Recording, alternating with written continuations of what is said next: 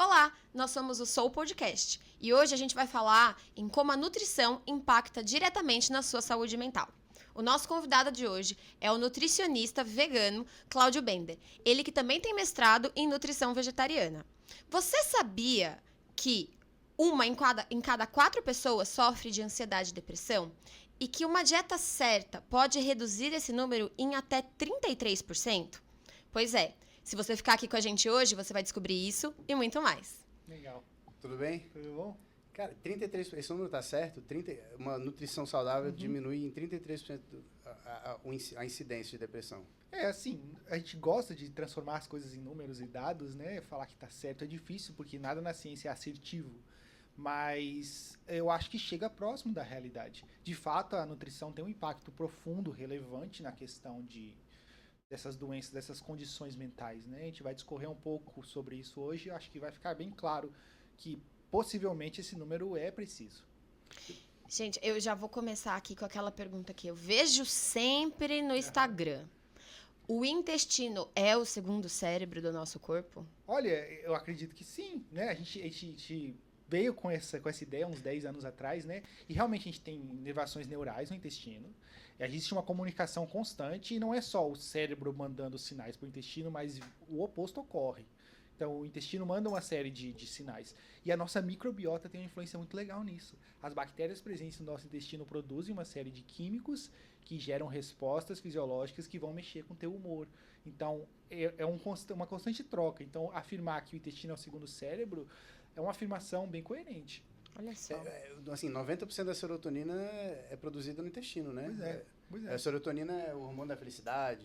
Que então, faz ter esse bem-estar, né, em parte. E vamos lá, o que é um intestino saudável? O que a gente precisa fazer para o intestino estar saudável para produzir 90% da nossa serotonina? Felipe, a primeira coisa, o mais importante é ter um consumo adequado de fibras. E parece bobo, mas a gente não consome fibras de forma adequada. Por quê? Essas bactérias que estão no nosso intestino, elas se alimentam de fibras. E elas fermentam múltiplos tipos de fibras que a gente fornece para tais bactérias, né? Então, alimentos como grãos integrais, leguminosas, sementes, frutas e vegetais vão fornecer tipos específicos de fibras que nutrem tais bactérias. Então, assim, para vocês terem uma noção, o brasileiro consome em média 15 gramas de fibra por dia. E a recomendação hoje é no mínimo 30. Então a gente tem uma população que está deficiente num composto que, pelo menos para essas bactérias, é fundamental. Muita gente contra-argumenta falando, não, a fibra não fornece calorias, não fornece nutrientes para nós, mas fornece para tais bactérias. E a gente tem muitas linhas de evidência mostrando que talvez 50, 60 gramas de fibra é o ideal. Então, poxa, respondendo essa pergunta, né? Qual é a melhor forma? Primeira coisa, garanta um suprimento adequado de fibras. E não adianta correr para um suplemento, porque ele vai fornecer só um tipo de fibra ou dois. Você quer uma dieta variada, diversificada em vários alimentos de origem vegetal que vão te oferecer fibras. E aí existem alimentos que você pode evitar também, que vão favorecer uma microbiota saudável. Muitos de alguns alimentos de origem animal podem causar esse fenômeno indesejado. Mais ou menos por aí. Bom, Gente, a fibra, né? Tava pensando tudo menos na fibra. Ou seja, o brasileiro consome metade das fibras. É isso? Seria o mínimo necessário para ter uma microbiota saudável, equilibrada.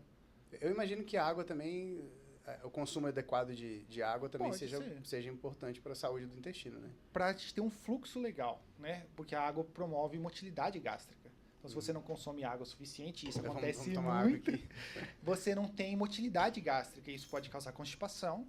E isso você pode ficar enfesado. E aí você fica irritado, você fica desconfortável. Acontece muito, poxa, o cara combinar uma falta de fibra com falta de água, e esse cara fica 2, 3 dias sem conseguir ir ao banheiro, e isso mexe com toda a questão psicológica desse indivíduo, com certeza. Com certeza. O que mais além de fibra, assim, para o intestino? Aí a gente pode falar de evitar elementos que são danosos ou nocivos. O primeiro deles seria açúcar e alimentos processados em geral, que promove uma fermentação indesejada, porque bactérias elas vão fermentar também carboidratos simples em algum nível, e isso vai gerar toda uma descarga de elementos indesejados ali para esses micro-organismos.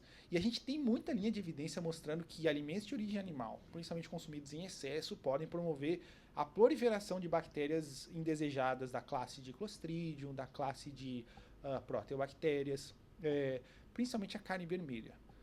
Porque o que acontece? A carne vermelha ela é digerida em predominância no estômago. E nós conseguimos, digerir, 100 gramas de carne no estômago tranquilo. Só que as pessoas comem 200, 300 gramas de uma vez ou de forma sistemática ao longo do dia. O que vai acontecer? Teu estômago não vai dar conta. E essa carne vai passar íntegra para o intestino, onde ela não consegue ser digerida. E aí vai entrar a ação de bactérias indesejadas, potencialmente patogênicas, se multiplicando ali. Tem um estudo muito legal, saiu agora, em 2025, na revista Nature, que avaliou a microbiota intestinal de 25 mil pessoas. Uma população de onívoros, pessoas que têm uma dieta mista tradicional, e uma população de vegetarianos, indivíduos esses que consomem leite, seus derivados e ovos, e uma população de veganos. E a microbiota desses grupos é completamente diferente. E a mais saudável é daqueles que consomem mais alimentos de origem vegetal.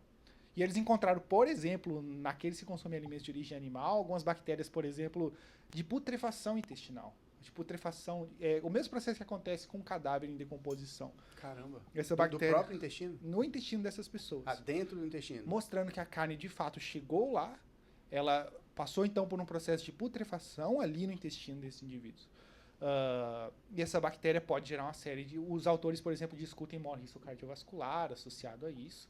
E até que ponto isso pode influenciar nosso humor também, é plausível essa ideia. Claro. Cara, assim, tem aquela...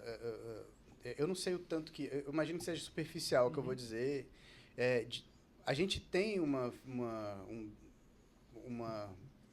organismo muito mais para vegetariano do que para carnívoro, né? Tem aquela coisa, os animais carnívoros têm um estômago gigante e um intestino super curto.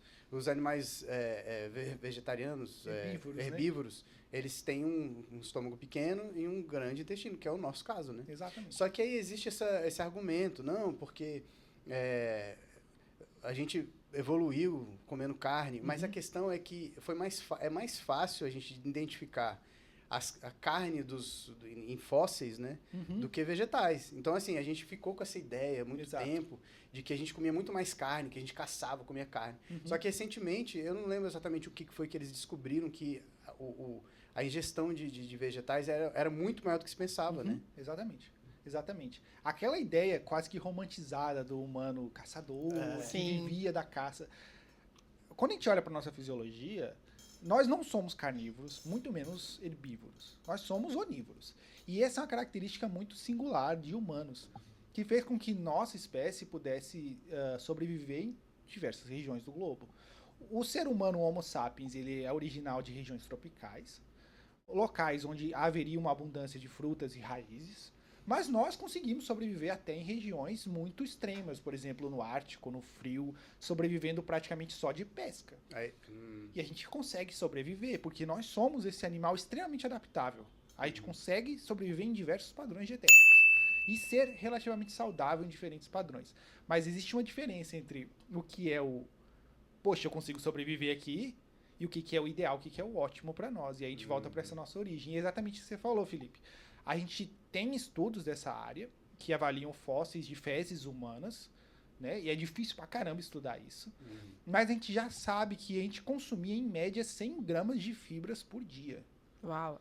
Lá atrás, a gente consumia... E hoje o brasileiro consome 15. Ou seja, a gente diminuiu drasticamente a quantidade de fibra. Ou seja, esse argumento de que a gente evoluiu, assim, você que fala esse argumento de você evoluiu, você não está evoluído, você está comendo 15 gramas, 15% do que se comia antes. O que provavelmente é verdade é que nós éramos uma espécie que ficava usufruindo de frutas e raízes sempre que disponível, principalmente no verão ou em regiões tropicais, e a caça era esporádica, sempre que possível. Só que nós não somos um animal de porte que ia lá caçar, e o gasto calórico, o esforço físico para esse animal ir lá e caçar é grande. Agora, quando a gente pega esse humano de novo e leva ele para uma região, tipo no Polo Norte, onde ele não tinha escolha, aí sim ele focava mais nisso. Então, assim, toda a nossa fisiologia realmente é voltada mais para esses alimentos de origem vegetal. E o nosso histórico alimentar também. Ou seja, o negócio é que, mesmo as pessoas que comem carne, elas comem carne demais, né? Exato. Ou seja, era para comer bem menos, né? Exato. E para aproveitar essa nossa fisiologia mais herbívora, digamos. Exato, mas... e talvez daí que a gente veja esses efeitos deletérios que eu estou citando na microbiota intestinal. Porque hoje a gente criou um cenário artificial, onde carne está disponível todo dia, e a gente consome esse alimento de forma sistemática várias vezes ao dia, e a gente não evoluiu para isso. Pelo menos em teoria, né? A gente não evoluiu para pelo menos esse nível de consumo. Então, talvez não seja o ideal para nós mesmos. E tem aquela coisa, né, também, assim, falando sobre humor e saúde mental também. Comer, para além da questão mais científica, né, que a gente vai falar bastante, imagino, hoje aqui, tem aquela coisa de você comer demais, comer errado, comer coisa pesada. Todo mundo, ou seja, ninguém tem humor para isso, né? Você fica pesado, você fica mal-humorado, o intestino não funciona direito. Ou seja, é meio que óbvio que a alimentação influencia bastante nisso, cognição também, que é uma coisa que você estuda bastante, Sim. né? Sim, exatamente. E como a gente estava conversando na prévia aqui, né? A gente tem a mania de separar as áreas da ciência, né? E falar, aqui está a psicologia. Eles falam de depressão e ansiedade. Aqui está a nutrição. E a gente fala mas está tudo interconectado. Lógico. E uma deficiência nutricional, com certeza, ou um excesso também calórico e nutricional, uma exigência. Porque quando você come muita caloria, como você está se referindo, aquilo é uma agressão pro teu intestino, pro teu sistema gastrointestinal absurda. E muitas pessoas não têm noção disso. Né? Você ir lá e consumir numa sentada 2.000, 3.000 calorias, o trabalho que o seu corpo vai ter para digerir e processar isso tudo. E ele não vai conseguir fazer isso. Ou seja, aquele hamburgão com batata frita, isso é uma agressão pro seu corpo, né? Exato, absurda. Tanto que você se sente pesadão, você fica cansado, você fica letárgico. Dá sono, né? Dependendo do que você come, você sente esse sono, né? Exato. Então, de novo, voltando, né? Nós não evoluímos para tal característica. E se sim, seria o cenário onde, digamos, esse humano iria encontrar uma caça, por exemplo, e iria ingerir 3.000 calorias de uma vez. Ele ia passar o resto do dia dormindo, porque isso é natural. Porque ele já teria caçado também, né? Primeiro que ele teria gasto 2.000 calorias para pegar essa carne. Aí ele ia ingerir essas 2 de volta e dormir. Exato. Ele não tinha a carga de trabalho de 6x1, né? Não, carga 6x1. 44 horas semanais. Ele podia ficar dormindo, né? Então, se você que está ouvindo hoje, a gente quer performar no teu trabalho, no teu esporte, você tem que pensar nisso. Trata o teu sistema gastrointestinal com carinho, com delicadeza, saiba consumir porções modestas de alimento na hora correta. Você vai performar muito melhor. Inclusive, tem gente que performa super bem em jejum, inclusive. Eu corro melhor em jejum. Eu depois de muito tempo, que minha nutricionista não me escute. Gabi, te amo. Depois de muito tempo, eu descobri que eu corro muito melhor em jejum. Se eu consumir qualquer coisa pra correr... Eu já sou o contrário. Eu não funciono. Qualquer coisa que eu faço em jejum, eu não faço bem não. Eu fico agoniado, mal-humorado. Mas eu comer, eu fico mal-humorado. Eu sempre fui, desde criança, né? Minha mãe conta que eu sempre fui uma criança que tive muita dificuldade de consumir o café da manhã. Eu não gostava, e eu chorava, implorava pra ela me deixar ir pra escola sem comer. Porque eu não gostava de comer de manhã. E, de fato, até hoje, eu consigo ficar tranquilamente até 11 da manhã, meio-dia, sem comer nada. Como é que você vê isso, assim? Porque eu vejo que pessoas têm ideias muito diferentes disso. O jejum, aquele jejum intermitente, tem que comer de 3 em 3 horas. Como é que assim, ó, de novo, o nosso corpo foi muito bem adaptado a isso. Ok, ao jejum. A ficar em jejum. Na natureza, comida não seria disponível o tempo todo. Claro. E nós fomos literalmente desenhados para performar, tanto fisicamente como de forma cognitiva, num estado de privação alimentar. Inclusive, quando a gente está em jejum, nosso cortisol fica mais alto, a adrenalina sobe um pouquinho, a gente acorda nesse estado, que é para te condicionar a ir atrás de alimento. Enquanto você não encontrar alimento, você vai continuar com esses níveis hormonais um pouco elevados para você usar das suas reservas energéticas. E quem não entende muito de fisiologia humana não tem essa noção de que a gente não é uma coisa estática. Quer dizer, a gente não precisa ingerir calorias agora para gastar tais calorias. A gente tem amplas reservas de carboidrato no músculo, na forma de glicogênio, e de gordura, no tecido adiposo.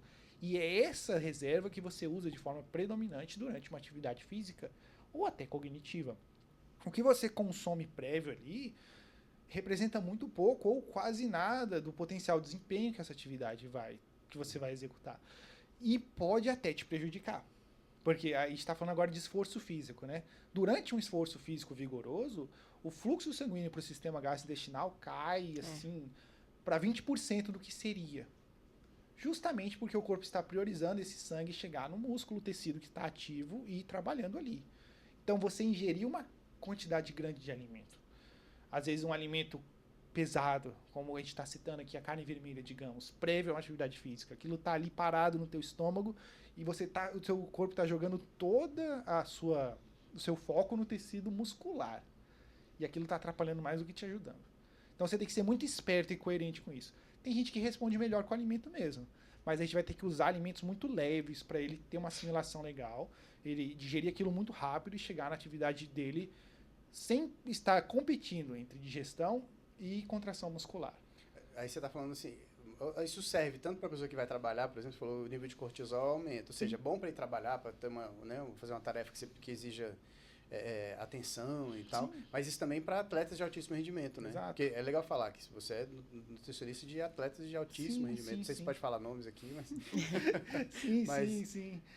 Trabalho com alguns grandes atletas, né? E sim, a gente, por exemplo, no Mundial de Jiu-Jitsu lá, que o Mika foi campeão, o meu melhor atleta... Mika Galvão é um dos melhores, ou se não o melhor atleta de Jiu-Jitsu no mundo hoje, né? No dia da prova, ele não comeu para executar a prova no dia. Ixi, será que esse é o segredo? Tá vendo? Eu tô comendo muito antes dos campeonatos, tô perdendo tudo. E naquele momento eu deixei o Mika ir no instinto dele, cara. Ele foi mais ou menos no que eu falei pra ele. Agora não é hora da gente bagunçar as coisas. Vai no que você já faz e você se sente confortável. Só não vamos causar esse estresse fisiológico pra você. Então ele falou que ele sempre fez assim. Assim como? Desculpa. Sem precisar se alimentar. De forma sistemática no dia da prova. E ele vegano, né? No dia a gente ganhou com ele vegano. Uma dieta vegana. E a performance cognitiva sim também, Felipe. Porque, de novo, se você consumir muitos alimentos com uma alta carga calórica, isso vai mudar todo o seu estado hormonal e vai fazer você entrar no estado letárgico. Então, às vezes, essa alimentação prévia a uma atividade cognitiva pode fazer você ficar um pouco cansadão, um pouco letárgico, porque a sua fisiologia está falando, beleza, conseguimos as calorias que precisamos, hora de descansar.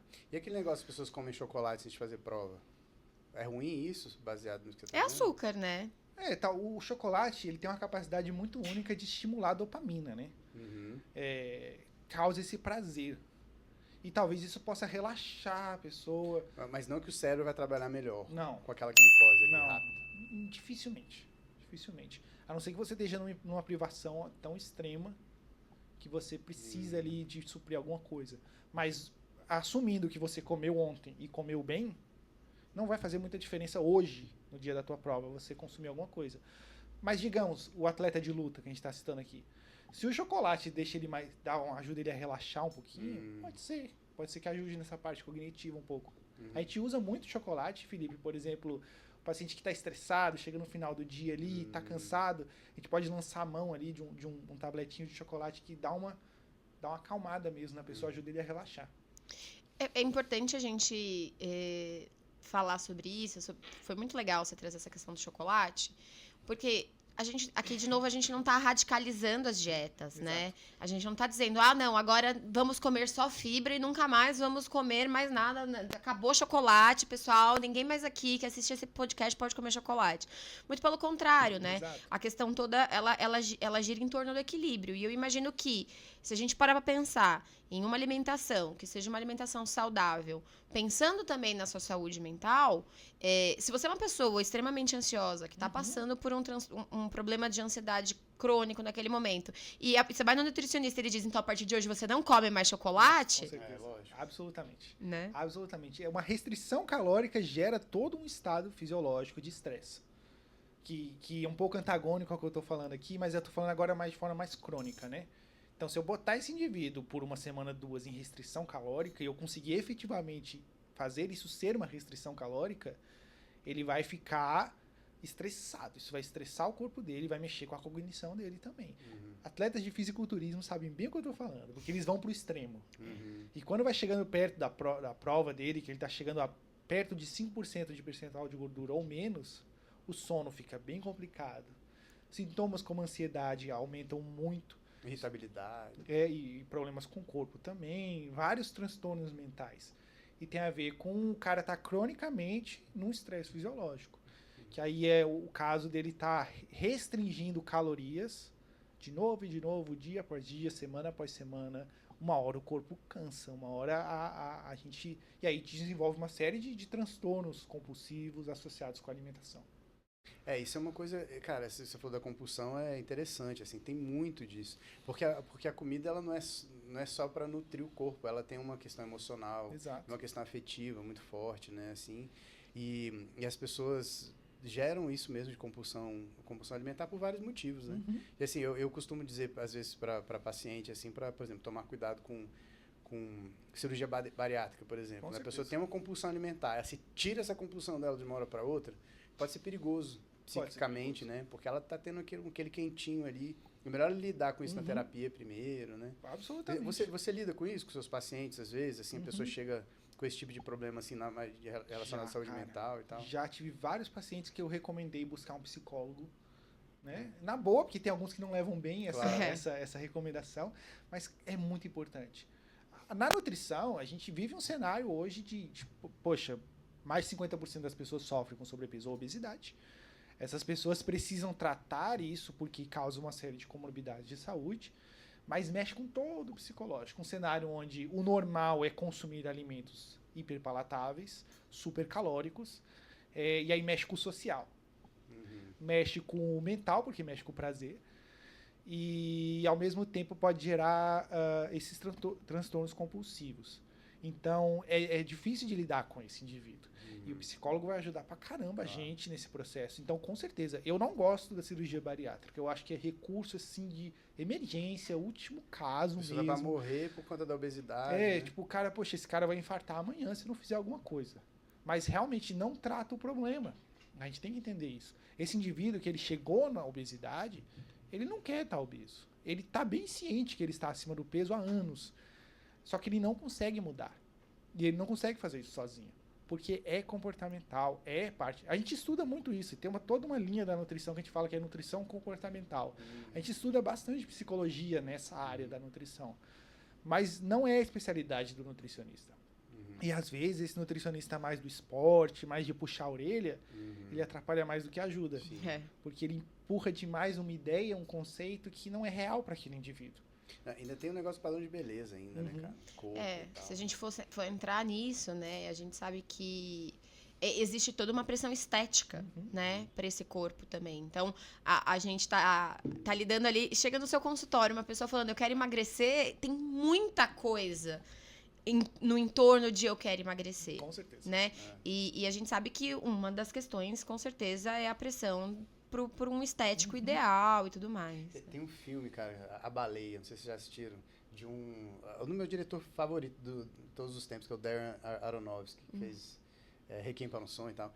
Cara, esse filme é maravilhoso, que é sobre a história de um obeso que já perdeu até mobilidade já. E os filmes do Darren Aronofsky são filmes assim, chama de thriller psicológico. Então é um filme muito baseado, tem a história da doença, da obesidade, mas ele foca na psicologia dele, é muito interessante, tem tudo a ver com isso.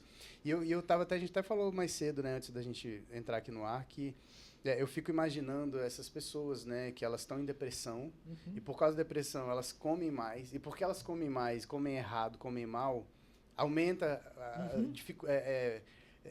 agrava a depressão, né? Exato. E assim, quantos pacientes eu não recebo que estão bem de saúde, também acontece bastante. Pô, ele tá num perfil corporal legal, os exames estão bons, mas ele olha e fala, Cláudio, eu quero emagrecer. E eu falo, tá, mas pra quê? Porque você tá bem de saúde. É pura estética. E esse contexto onde o ideal de estético está cada vez mais extremo. Se a gente olha para 20 anos atrás, era uma coisa, hoje já é outra. Para o sexo feminino é ser extremamente magra. E para o homem é ser extremamente forte, que é praticamente impossível chegar naquele nível sem uso de hormônios e esteroides. Com um percentual de gordura quase zero, né? Exato. E o padrão cada vez mais extremo, e as pessoas não sabem o custo que tem por trás daquilo ali. Então, eu vivo isso na prática, e eu sei bem porque eu vivi isso. Então, assim, é muito custoso da parte física e mental você ter um percentual de gordura abaixo de 10%.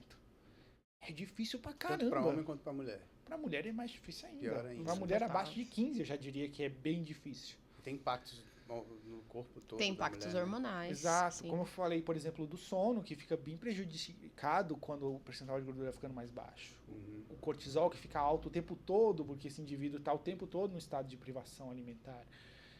Então é bem complicado isso aí. E isso que você está falando, né, de como as doenças estão interligadas, como as áreas estão interligadas no contexto da doença, né? A gente classifica, categoriza a depressão como baixos níveis de dopamina, de serotonina no cérebro desse indivíduo. E alimentos podem estimular dopamina, serotonina não. Sério? Quer Caramba. dizer, eles são capazes de te dar prazer, Sim. mas tá. não felicidade. E as pessoas confundem as coisas. Muito legal. Isso E aí, é muito legal. essa pessoa está infeliz na vida dele por múltiplas razões.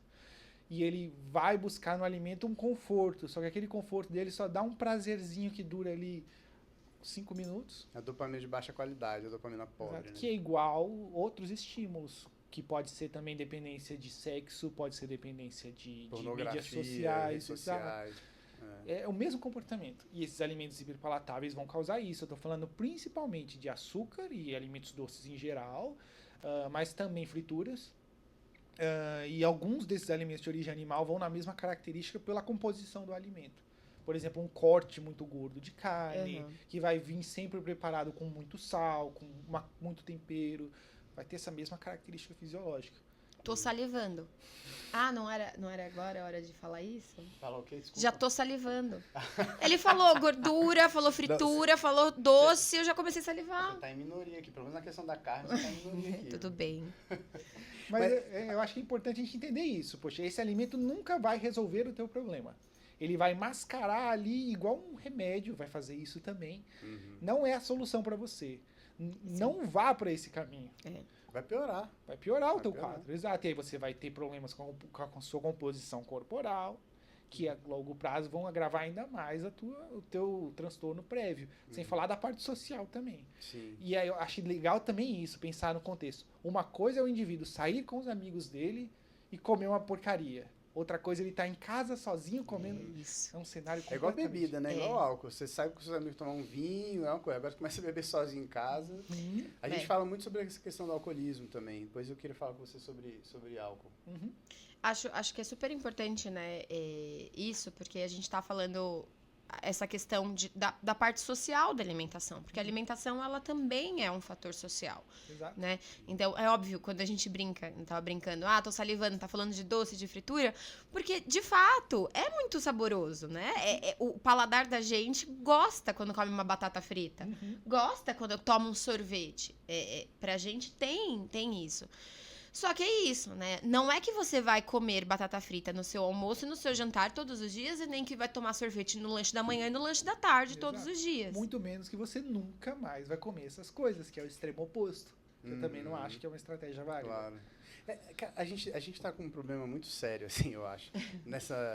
Hoje, a contemporaneidade... É por isso que existe uma epidemia de depressão e ansiedade, né? Uhum. A gente tá falando de dopamina, a gente vive repetindo isso. Nada sem esforço é bom pra gente. Não vou falar nada, é muita coisa. Né? Mas, por exemplo, você comprar um negócio e ficar desembalando é muito pior do que você comprar, descascar, cozinhar, né? E a mesma coisa, qualquer dopamina... a dopamina barata é basicamente a dopamina que você não precisa de esforço para conseguir, né? Você vai lá, compra um fast food e come. Vai lá, compra fast food e come. Chocolate e come. Isso é dopamina barata. Redes sociais, pornografia, tudo isso. Ou seja, o que é uma dopamina boa? Aquela que você se esforça, exercício físico, aquela que você tem que ir lá cozinhar e tal, fazer sua comida. Não é isso? Assim, e como está tudo muito fácil, muito disponível, muito entregue, e a gente fez isso para poder facilitar a vida do ser humano e contra-intuitivamente, né? Piorou. Porque a gente não tem que se esforçar para mais nada, né, cara? Exatamente. Extremamente complicado esse cenário e eu sempre volto para isso. Eu gosto de usar o exemplo do bodybuilder. Porque esse é um dos únicos indivíduos que você vai ver ele sozinho em casa comendo porcaria. E isso, cara, é um alerta vermelho forte. Nada contra o pessoal que é atleta, cada um tem suas preferências, Sim. claro. Mas é um comportamento comum nesses indivíduos. Sim. E a gente percebe que quando ele faz isso, ele tá se escondendo para consumir aquilo, é um pouco preocupante. E cronicamente a gente vê o cenário como que é a compulsão alimentar. É porque deixou de ser um complemento da vida desse indivíduo, passou a ser a parte central de tudo que ele vive. Sim. E aí a gente sabe que ele tem um transtorno. E tem aí o bodybuilder tem a persona, né? Ele não pode aparecer na rua comendo qualquer coisa e tudo, né? E esteroide, cara, eu tenho percebido, entre homens, pelo menos, um aumento gigante dos esteroides. Isso era uma coisa, pra mim, era ultrapassada, antiga. Hoje em dia, voltou, né, esse negócio. Voltou. Tem níveis saudáveis de esteroide pra quem quer, pra estética, não? Não. Não existe nenhuma forma de usar esteroides sem ter prejuízo à saúde. Existem formas controladas da gente minimizar tais efeitos indesejados. Né? Aí a gente vai sempre fazer uma balança, né? Custo e benefício. Um indivíduo que está com uma deficiência bem severa de testosterona. Deficiência, eu falo, esse indivíduo, por alguma razão, não está produzindo uma quantidade satisfatória do hormônio. Que a gente vai colocar microdoses para tentar trazer ele de volta, porque esse indivíduo não tem libido, não tem disposição, não tem bem-estar. Isso é um contexto. É um suplemento, né? Igual E a gente sabe dos potenciais riscos, porque é impossível eu colocar uma quantidade de hormônio fisiológico. Nosso corpo produz quantidades ideais de hormônio para você naquela condição. Nosso corpo é extremamente esperto, ele sabe exatamente o que ele está fazendo. Então, se você tem uma testosterona, sei lá, de 400, talvez essa seja a testosterona ideal para você. Se você tem libido boa, se você está disposto, se você está bem, por que você está preocupado com esse número? Tem muita gente que tem uma testosterona de 600 ou mais e tem tais transtornos. Não, entra no negócio de masculinidade, né, cara? Exato. Eu já vi tanta em roda, eu tenho a testosterona de 1000. Mentira! Vocês sabem isso? Ué, esse aí... Sabe qualquer exame de sangue que você faz? Eu sei a minha diabetes em jejum, e minha glicemia em jejum. Então, É o que eu sei só. Não, mas não só aí. É um número que os homens guardam, entendeu? Guardam Meu e Deus, gostam de gente, falar. vocês são tudo tóxicos. 1000 centímetros de testosterona. Entendeu? Nossa.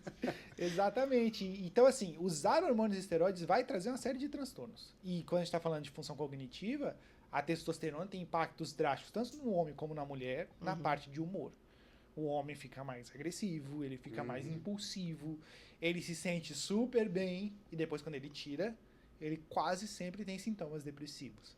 Olha. E a longo prazo, esse uso exacerbado de hormônios e esteroides vai aumentar drasticamente o risco para doenças cardiovasculares, que são as doenças que mais matam no mundo. O miocárdio é um músculo, ele vai hipertrofiar também.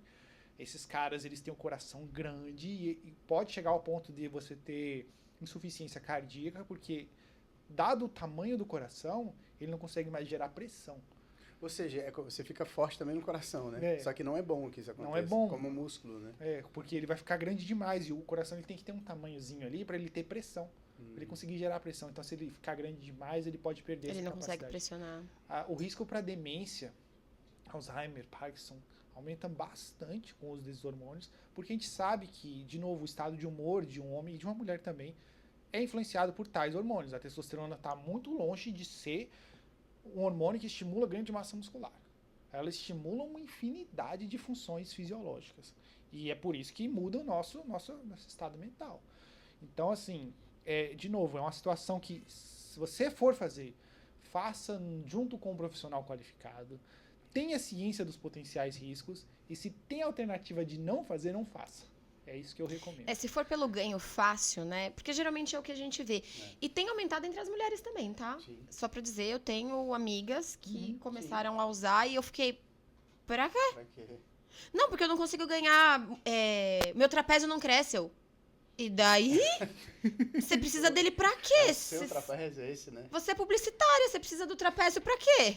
Assim, não tô entendendo. Exato. Não, e volta e meia a gente vê aí notícia, né, de um bodybuilder, não sei o quê, e influência de saúde morreu. Não é? Do bem nada, comum. né? Acontece Isso bastante. Acontece bastante. Agora, né, nessa mesma linha de pergunta, e voltando à questão do álcool, existe níveis saudáveis de consumo de álcool?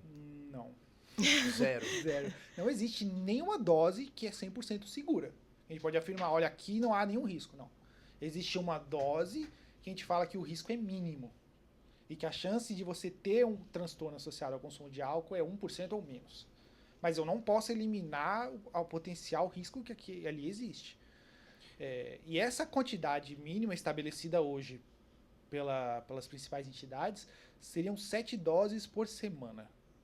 É muito já, né? Não? E uma dose é uma lata de cerveja, um shot de uísque. Sim. Nossa, bastante. Seria o cara, beber 2, 3 cervejas 1, 2 vezes na semana. Seria o cara consumir um ou outro shot de uísque de novo. Sei lá, numa sexta-feira. A gente sabe que dentro dessa margem, a chance de ter um transtorno associado é baixa, mas não é ausente. E mais do que isso, é muito provável que você vai ter problemas associados ao consumo de álcool. Depressão é um deles, né? Depressão é um deles. Causa bastante, é uma droga depressora, né? Sim. Agora, eu falo disso, eu sei que é uma coisa impopular, mas álcool é péssimo. E as pessoas acham que o jeito que elas bebem é ótimo. Não, dá tudo certo, eu socializo, eu trabalho. Tem um monte de gente com problema de alcoolismo e não sabe. Exato. E tem um monte de gente que sabe, mas não quer saber, tá em negação. Né? Porque como é socialmente aceito, é socialmente legal e tal, a pessoa é um alcoólatra socialmente legal. Né? E eu, infelizmente, eu vou enfatizar isso. Porque isso causa muitos problemas sociais e problemas de saúde mental, né? Mas mexe diretamente também com a questão do corpo, né? O consumo elevado do álcool, ele também mexe diretamente com o nosso intestino, inclusive. Sim, com certeza. O álcool, ele mata um monte de bactérias. A gente começou a falar de microbiota intestinal, né? O álcool, ele tem ação de erradicar micro-organismos. É isso que ele faz. A gente usa álcool para esterilizar coisas. E ele vai fazer isso com o teu intestino também. Ou seja, vai dificultar a produção de serotonina, por exemplo. Porque aquelas bactérias que ali deveriam estar não conseguem se multiplicar. Porque você está ingerindo algo que literalmente mata tais bactérias. Caramba. E vai levar um tempão para você repor aquilo ali. Se você consome álcool com frequência o tempo todo, em grandes quantidades, é bem provável que você vai ter um efeito deletério ali na tua microbiota intestinal. Isso é um dos pontos. O que mais? Assim, quais outros, nutricionalmente falando, o que é importante a pessoa ingerir em termos de saúde mental? O que ela precisa ter de vitaminas? O que ela precisa prestar atenção com relação a isso? Legal. Primeiro sobre macronutrientes, né, Felipe? Eu acho que é interessante a gente discernir, primeira coisa, carboidratos são importantes para a nossa função cognitiva. Os nossos neurônios sobrevivem de glicose, esse é o principal combustível para o sistema nervoso central. Por que eu estou falando disso? Porque a gente vive num contexto hoje de carbofobia. As pessoas têm medo de consumir carboidrato, acham que o carboidrato é o vilão de tudo, que eu vou engordar. Mas entendam que carboidrato é a base de uma dieta. Qualquer nutricionista em sã consciência vai falar para você que mais ou menos metade das tuas calorias devem vir de carboidratos. E se você suprir a sua oferta diária e adequada desse macronutriente, seu sistema nervoso central vai sofrer com a ausência do seu principal combustível, a ausência de glicose. E o que ele vai fazer para compensar isso? Ele vai dar um jeito de usar gordura como energia, convertendo gordura em corpos cetônicos. Em um processo que a gente chama de cetogênese, que funciona, mas não é ideal. Então, o indivíduo que restringe muito carboidrato, qualquer um que já fez restrição severa de carboidrato sabe o que eu estou falando. Você se sente letárgico, você se sente cansado, executar atividades cognitivas é mais difícil. A longo prazo, você até se acostuma, mas aquilo nunca é ótimo. Então, primeira coisa, boas fontes de carboidrato na tua dieta. Estou falando de grãos integrais, em geral, arroz integral, aveia, trigo, farinha de trigo integral, apesar de a gente ter tamanhos mitos em relação ao trigo, em geral, é um alimento que pode tá dentro de uma dieta saudável, milho, quinoa, amaranto, mas também feijão, lentilha, grão de bico, frutas em geral, todos esses alimentos são boas fontes de carboidrato. Mas você não quer os carboidratos ruins, que aí açúcar, que a gente está discorrendo aqui de forma sistemática de novo e de novo e de novo. Açúcar vai gerar picos glicêmicos, alterações muito drásticas nos teus níveis de glicemia. E aí essas alterações podem ser deletérias para o seu sistema nervoso central, que precisa de um balanço, de uma oferta, vamos dizer assim, bem delicada de glicose. Que você só consegue ter essa oferta delicada, legal, consumindo esses alimentos íntegros. Então esse é o primeiro dos macronutrientes que é importante a gente discernir. Carboidratos são importantes, mas carboidratos ruins podem te prejudicar. Depois vem gorduras. A gente tem gorduras essenciais, principalmente o ômega 3, que discute-se muito, né? A curto prazo não vai fazer nenhuma diferença, mas a longo prazo sim. Então ter boas fontes de ômega 3 na sua dieta, seja peixes e frutos do mar, ou fontes vegetais também, chia, linhaça, próprio óleo de alga marinha, que é um suplemento vegano, vai suprir isso aí tranquilo. E proteínas, cara, surpreendentemente proteínas também têm influência nisso. Existem proteínas que podem te prejudicar e proteínas que podem te ajudar. E, em geral, um consumo excessivo de proteínas de origem animal parece ser associado com demência, Alzheimer, Parkinson. E um consumo de proteínas de origem vegetal parece exercer o efeito oposto, reduzindo o risco para essas condições. Agora, falando de micronutrientes em especial, fala-se muito da colina, também chamada de vitamina B8, que é precursora da acetilcolina, um importante neurotransmissor. Então, a gente quer bons níveis de colina, é bem discutido isso pelos especialistas na área e por estudos também. A principal fonte de colina é ovos, mas a gente também encontra colina em soja e seus derivados, uma infinidade de alimentos de origem vegetal. E também a gente tem que falar da vitamina B12, que tem tudo a ver com função cognitiva, vitamina D. É mais ou menos isso. Esses são os principais nutrientes, a gente pode discorrer um por um ao longo dessa conversa ainda. Então, eu acho que que você que está aí em casa entendeu tem que comer 40 ovos por dia, não é isso? De jeito nenhum. Puxa, achei que eu tinha entendido. Não, é muito importante a gente brincar. A gente brinca, óbvio, sobre essa história da dieta do ovo, mas é importantíssimo a gente falar sobre isso.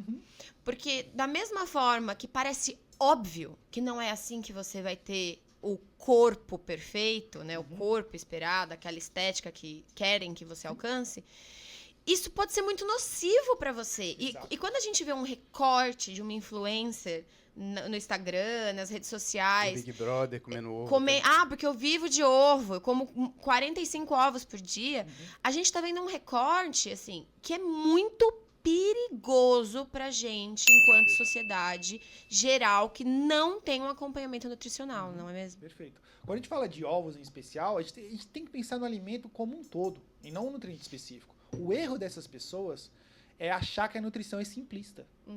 E a nutrição é complexa. Então, o ovo, ele oferece a tal da colina. Legal. Essa vitamina é importante mesmo.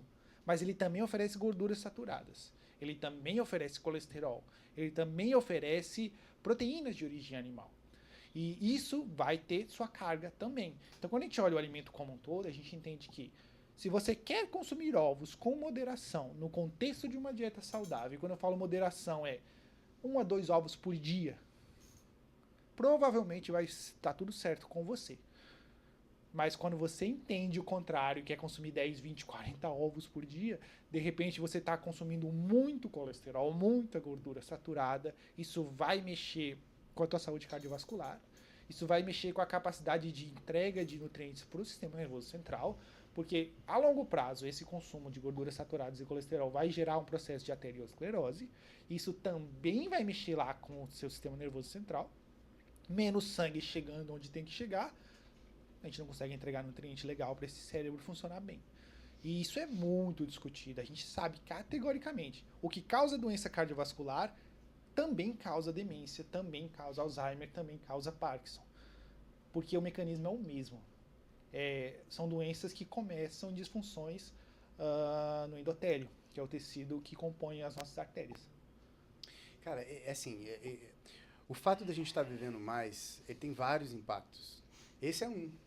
Ou seja, a nutrição fica mais importante ainda, a nutrição saudável, porque você vai viver mais e que tomara que você... Ou seja, se você quiser viver com mais qualidade, você está falando de demência, de Alzheimer, de Parkinson, coisa que se você viver 50 anos... Você não vai se manifestar. Então, vamos tentar, evitar e prolongar esse tipo de coisa. Só para a gente relembrar, a gente está falando, gente, sobre tanto que a nutrição ela impacta na sua saúde mental e tem um impacto gigantesco em depressão, ansiedade. Se você comer errado, você vai ter essa questão. Eu vou aproveitar, inclusive, para pedir para você se inscrever no canal, ativar o sininho, curtir, mandar para todo mundo. Manda para seu pai, para sua mãe, porque esse é um assunto importantíssimo, né? Importantíssimo. Você está falando sobre a acetilcolina. Para que serve mesmo esse hormônio? Na verdade, um neurotransmissor, né? Neurotransmissor, desculpa. É um dos neurotransmissores, junto com dopamina, com serotonina, que vai mexer com as nossas funções encefálicas, né? Então, a acetilcolina participa de uma série de transmissões neurais. Então, vai mexer com a tua capacidade cognitiva em vários aspectos. E quando a gente fala de cognição, a gente não está falando só de pensamento, de raciocínio. A gente também está falando de função muscular. Muita gente não entende isso, mas o músculo também funciona através de inervações neurais. Então, a acetilcolina ela é importante para isso. Quando a gente fala da colina, em especial, presente no ovo, é porque ela vai ser importante para esse neurotransmissor. E se a gente tiver falta dela e não conseguir produzir ele legal, uma série de atividades neurais não vão ocorrer de forma ótima. Seu corpo, muito esperto, vai começar a economizar energia, economizar recurso, porque está faltando algo essencial. E o sintoma que você vai ter é esse: letargia, cansaço, fraqueza. E aí, a colina também é uma vitamina do complexo B, ela participa do metabolismo energético. E se você quer a tua cognição boa, você quer esse metabolismo energético ótimo. Porque o neurônio ele gasta muita caloria, muita energia. Então, não é só fornecer nutrientes, mas fornecer as vitaminas que complementam essas funções. Porque para você extrair o carboidrato e usar isso como energia, você precisa de vitamina B12, você precisa de colina. E aí que eles entram, participando de uma série de reações como cofatores, de reações que quebram essas moléculas e fazem com que elas sejam possíveis de serem utilizadas como energia. Entende? Até... Ai, perdão. Até a gente sabe que hoje muitos psiquiatras têm se especializado cada vez mais, né, em nutrição, têm estudado cada vez mais essa parte, porque muitos casos que são diagnosticados como depressão, como ansiedade, têm um fundo, na verdade, de alguma falta de um nutriente, Sim. né? Eu tive essa experiência, alguns anos atrás, uns bons anos atrás, se você me perguntasse o que você tinha, eu ia te dizer que eu tinha depressão. Eu iria dizer que eu tenho depressão. Procurei alguns psiquiatras ali, era bem aquela fase de faculdade, e comecei a fazer uso, né, de medicamento para depressão. Teve sim uma melhora, não vou dizer que não melhorei, teve uma melhora. Legal. Mas passei com uma psiquiatra uma vez, especificamente, que falou assim: vou te pedir uns exames de sangue. E eu fiquei olhando pra cara dela, tipo, hã? Na cabeça. Você vai tirar sangue da minha cabeça? Não tô entendendo, né? Eu tinha 20 e poucos anos. E ela falou: não, vou te pedir uns exames de sangue. E ela fez uma sequência, né? Eu fiz os exames de sangue. E quando eu voltei com ela, ela falou assim: olha aqui, você tá com a vitamina B12 baixíssima. Então, assim, a gente vai suplementar a sua vitamina B12. Não vamos tirar o remédio de uma vez, obviamente, mas vamos ver. Eu suplementei, as taxas subiram, a gente começou a tirar o remédio. Eu nunca mais tive um quadro depressivo como aquele. Olha que legal. Então, assim, é importantíssimo que você que tá ouvindo a gente, tá assistindo a gente, entenda sobre isso. Porque se você tá indo no psiquiatra, porque tô me sentindo depressivo, tô me sentindo... Também fale sobre isso. Fala: olha, faz X anos que eu não faço um exame de sangue, eu não sei como estão as minhas taxas. Tireoide é extremamente importante. Analisar tudo isso antes de simplesmente dar um diagnóstico de depressão, toma aqui o seu remédio. Exato. Entender a causa da doença, do fenômeno, né? E a B12 é um desses, é categórico. Deficiência de B12 causa depressão. Ponto. Fala de novo. Deficiência de B12 causa depressão. Acabou. Não tem conversa. Então, isso até é um pouco antagônico. Existe essa discussão na literatura científica. Afinal, uma dieta vegetariana causa depressão ou previne depressão? Porque essa dieta, esse padrão alimentar, ele ao mesmo tempo pode agravar a condição ou melhorar muito. Depende do planejamento dessa dieta.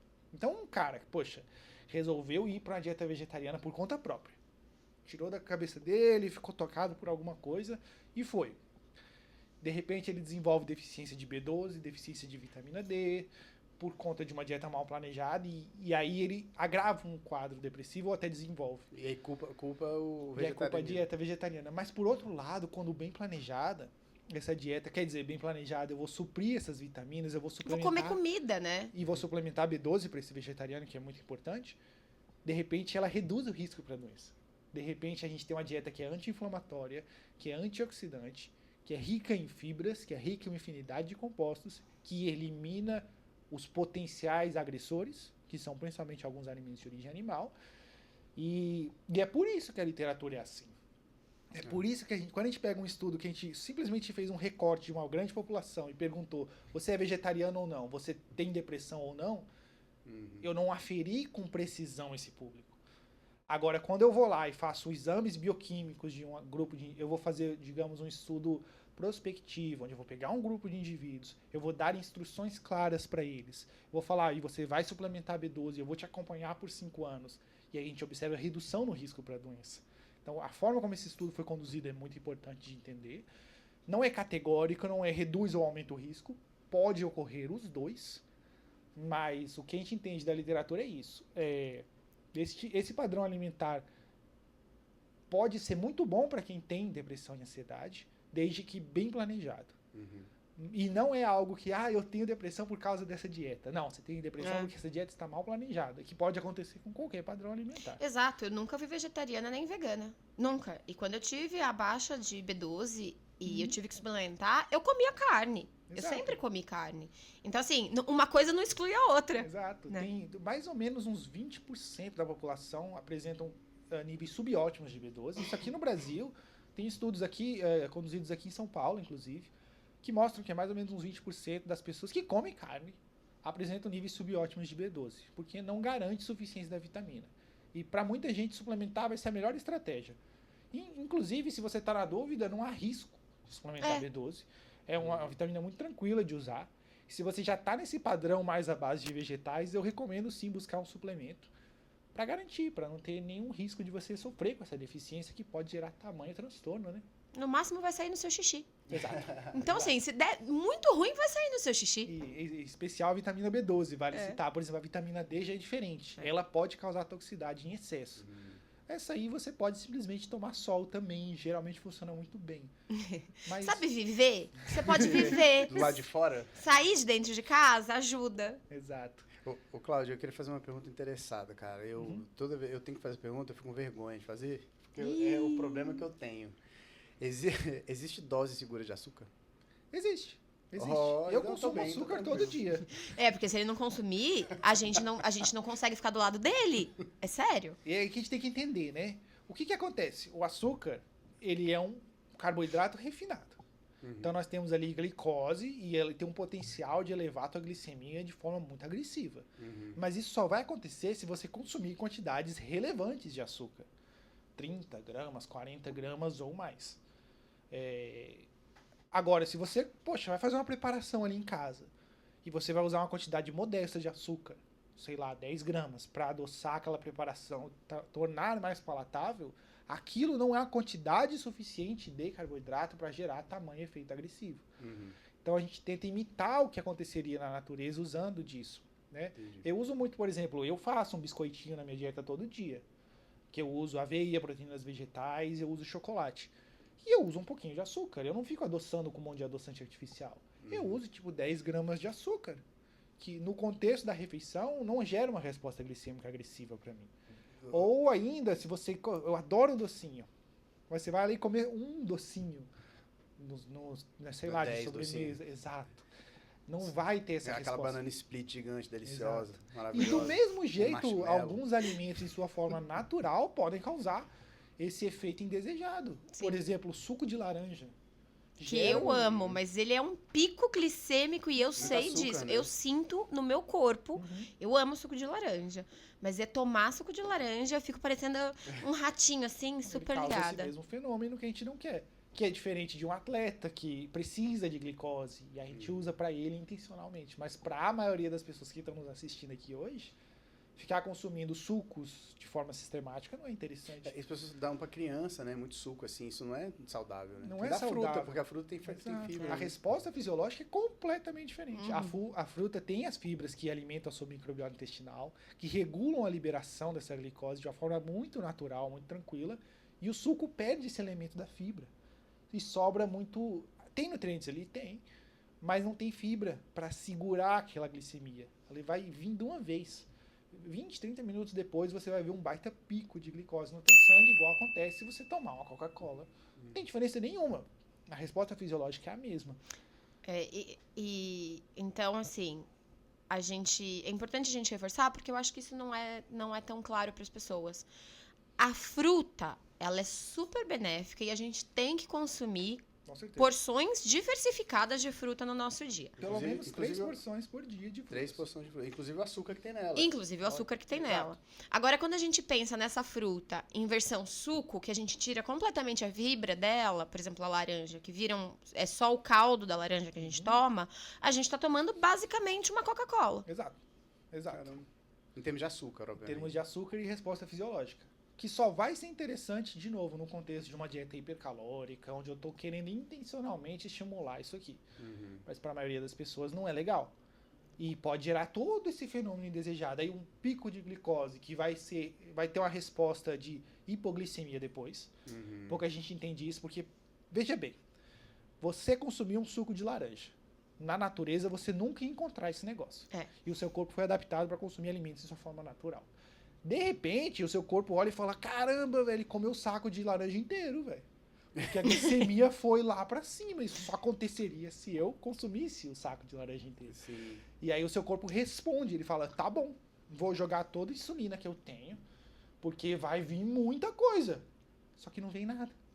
Era só aquilo mesmo. E aí você tem o que a gente chama de hipoglicemia de rebote. Sim. Em resposta àquele puta estímulo glicêmico, que a sua glicemia saiu ali de um valor, digamos, 90, que é o valor normal, 90 miligramas por decilitro, foi para 200. Que acontece normalmente quando quem toma um suco de laranja. Meia hora depois ele vai para 50, 40, que é o que a gente chama de hipoglicemia de rebote, que foi a insulina gerando o seu efeito. Agora toda essa glicose foi para a célula, onde ela vai ser utilizada como energia, mas no teu sangue ela caiu muito. Pode acontecer até do indivíduo passar mal. Se você tomar muito suco e for pra academia, correr, você pode ter uma hipoglicemia durante o exercício, passar mal, acontece. Já tive. Ué, eu também. Olha só, até a gente entra na questão dos ultraprocessados. Eu queria falar sobre o impacto dos ultraprocessados na saúde mental. Mas eu tô lembrando, eu já fui atleta profissional. E eu virei profissional muito cedo, tinha 13 anos de wakeboard, né? E, eu não sabe, ou seja, nutrição é uma ciência, você tem que ser educado como comer bem. E aí, um menino de 13 anos tinha acesso a coisas, né, muito, enfim, que não faziam bem, né? E eu lembro que eu tinha um preparador físico, e que a gente vai fazer um podcast com ele, que é o Carlinhos, um cara sensacional, ele é treinador da seleção brasileira de ginástica olímpica e tal, e também já foi da seleção brasileira, da comissão técnica. Eu ia pro treino dele, né, preparação física, e eu, era atleta, eu tinha muito gasto calórico mesmo. Aí eu chegava mesmo, ele falou, você comeu antes de vir? Eu falei, não. Ele falou, você tem que comer, cara. Eu tinha 13 anos, né? Você tem que comer antes de vir. Eu falei, tá bom. No próximo treino, o que eu fiz? Eu peguei um pacote de biscoito recheado e eu comi antes de ir. Comeu, Pai, eu comi? Mandou eu comer? Cara, eu passei muito mal, assim, e esses de hipoglicemia passar mal muito desesperador, cara. Não sei se as pessoas já teve esse pico, assim. Porque é de uma hora pra outra. Exato. De uma hora pra outra. Gelado, Você tá aqui, né? aí, de uma hora pra... Aí você começa a querer desmaiar, você fala, meu Deus, tô morrendo, é infarto. É horrível. É horrível. E como evitar isso? É simplesmente deixar o seu corpo trabalhar sozinho. O seu corpo regula a tua glicemia com maestria, desde que você consuma alimentos em sua forma natural. Acabou. Não é um pacote de biscoito recheado. Você né? nem vai conseguir comer tanto alimento ao ponto de trazer tamanha carga glicêmica. O seu próprio sistema de saciedade vai falar, chega. Você vai comer 2 laranjas e falar, cara, eu não consigo mais. E vai executar. Agora, na forma de suco, de repente você consegue ingerir 10 laranjas de uma vez só. E seu corpo não entende mais ou menos o que está acontecendo ali. Ou seja, às vezes a pessoa está comendo muito, é porque ela está comendo errado, né? Que aí o corpo já... não tá... E que aí já entra, eu acho que nessa conversa aí dos ultraprocessados. A gente já pode começar a discorrer sobre isso. Que é exatamente esse o principal efeito deletério de tais alimentos. Eles geram uma série de respostas fisiológicas anormais por estarem apresentando uma série de nutrientes e aditivos de forma concentrada e desacerbada. Isso vale para o açúcar, mas também vale para o sódio.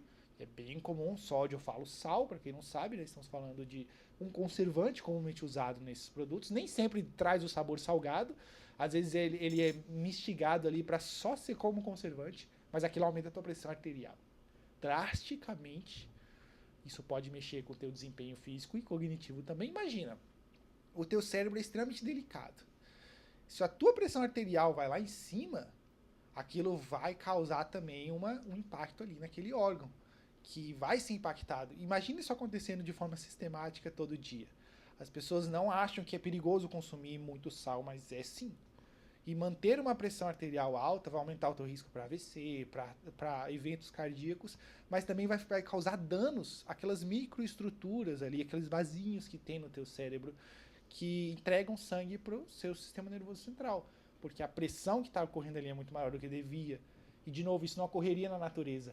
Porque na natureza a gente simplesmente não consome sal.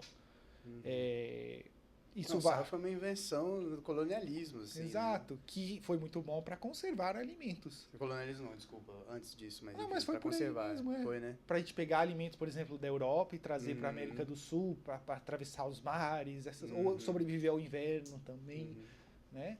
Mas que hoje já se tornou fútil. A gente tem tecnologia para fazer coisa melhor do que isso, né? Não, e você vê, antes disso, antigamente se conservava alimento secando a fruta, por exemplo. É por isso que você come fruta seca no Natal, porque o Natal veio de lugares frios, eles precisavam ressecar a fruta seca, né? Para manter ela ali. Pra manter. Que é uma forma muito eficiente, inclusive, e saudável de conservar um alimento a longo prazo, sem precisar usar um monte de aditivos.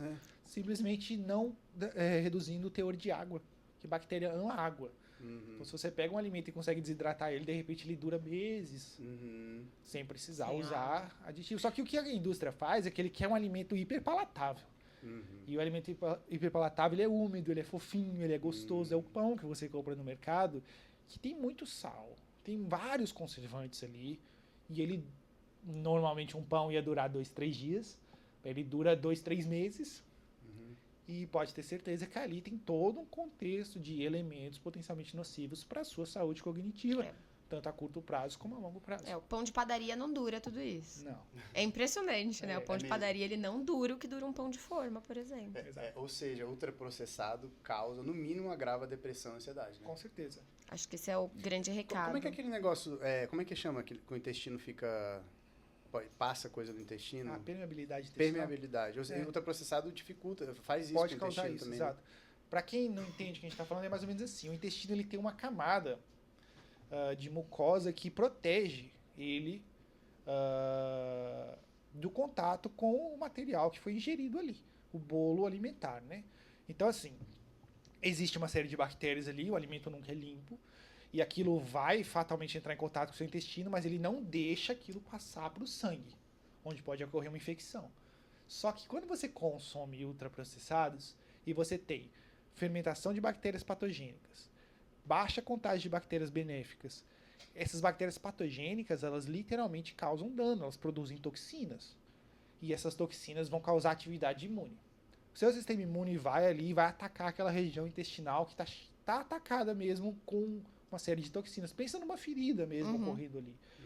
E cronicamente, aquilo vai mexendo com essa mucosa intestinal e depois essas bactérias vão começar a danificar toda a parede intestinal. E aí, de repente, aquele elemento nocivo, aquela toxina que não iria passar, agora passa com facilidade para o sangue. É isso que a gente fala de mexer com a permeabilidade intestinal. Então, permite com que esses compostos ultrapassem essa barreira protetora que a gente teria naturalmente. E voltando, né? Uma saúde ruim do intestino, uma saúde mental ruim, né? Com certeza. Intimamente interligados. Bom, para a gente encerrando, eu queria fazer uma última pergunta. Uma pergunta não, na verdade eu queria pedir para que você desse dicas simples para as pessoas que não têm acesso a nutricionista ou que não vai, não quer ir, assim, dicas simples para as pessoas terem uma alimentação mais saudável. Bacana. Acho que ficou óbvio, mas vamos lá. Prefira alimentos em sua forma natural, com certeza absoluta, faça isso. Então, troca o pão de forma de mercado por um pão caseiro, ou um pão que o padeiro ali faz, um negócio mais artesanal mesmo. Tem um monte de pães artesanais. Isso é só um exemplo. Troca o suco pela fruta, troca a versão processada da farinha, a farinha branca, pela farinha integral, troca o arroz branco pelo integral. Não tem muito segredo, isso é bem simples, o mais natural possível, vai te ajudar muito. Segundo, prefira alimentos de origem vegetal. Entenda que a dieta mais saudável para você é uma dieta que se baseia nesses alimentos. Eu não estou falando que você tem que ser vegetariano ou vegano como eu, mas você com certeza vai ter benefícios à saúde entendendo que alimentos de origem animal devem ser consumidos com moderação, né? Em especial carne vermelha, no máximo 2 vezes na semana, eu diria. Se você quer consumir muito uma carne de origem animal, de preferência peixes, que em geral vão favorecer a tua saúde cognitiva mais do que te prejudicar, principalmente devido ao ômega 3. Então prefira peixe se você for consumir uma proteína de origem animal. Entenda que existem múltiplas proteínas de origem vegetal de qualquer forma. Então essa alimentação natural, que é rica em frutas e vegetais, grãos integrais, e que limita ou até exclui os alimentos de origem animal, é a solução, é a dica. Pensando numa alimentação em si, um café da manhã tradicional, onde a gente pensa naquela questão do ovo com leite, tira um pouco essa carga dos alimentos de origem animal. E pensa mais em frutas, em aveia, em talvez um iogurte, que é um alimento fermentado, que vai favorecer a tua microbiota também. E se você for mais criativo ainda, você pode usar até derivados da soja para imitar ovos ou algo assim. Mas eu acho que um café da manhã que envolve muita fruta, muitos grãos integrais e menos desses alimentos de origem animal é bem mais interessante. Pensando no almoço, reduza ou até exclua aquela porção de proteína animal e foque bastante em arroz, feijão e muitos vegetais. Você pode repetir esse contexto do almoço no jantar, ou você pode fazer lanches, poxa, um sanduíche, um biscoito, sempre usando alimentos integrais, que vai dar muito certo, vai ir numa linha bem legal para você. E é bom, apesar disso, buscar um profissional para fazer exames de sangue, ver se está tudo legal, ver se você, em especial no teu caso, não é necessário uma suplementação pontual, algo assim.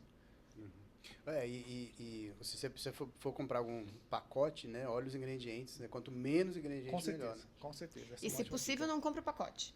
Se possível, não né? compra o pacote. Se der, não compra o pacote. Compra alguma outra coisa que você vai fazer algo que estava dentro do pacote. Descasque mais, desembale menos. Né? Exatamente. Faz um esforcinho, cozinha a tua comida em casa. Tem gente falando, não tenho tempo. Mas pensa no tempo que você vai ganhar. De qualidade de vida, de disposição.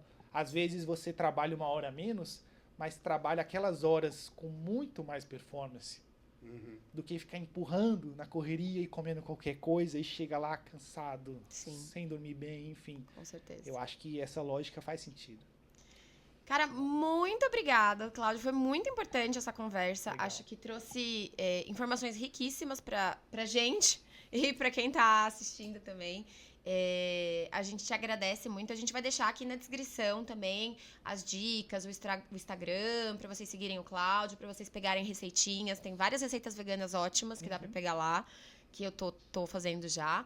E também não se esqueça, se inscreve no nosso canal, deixa o seu like, que também é muito importante pra gente continuar com esse trabalho que a gente tá fazendo. Valeu, gente. Tchau, tchau. Tchau.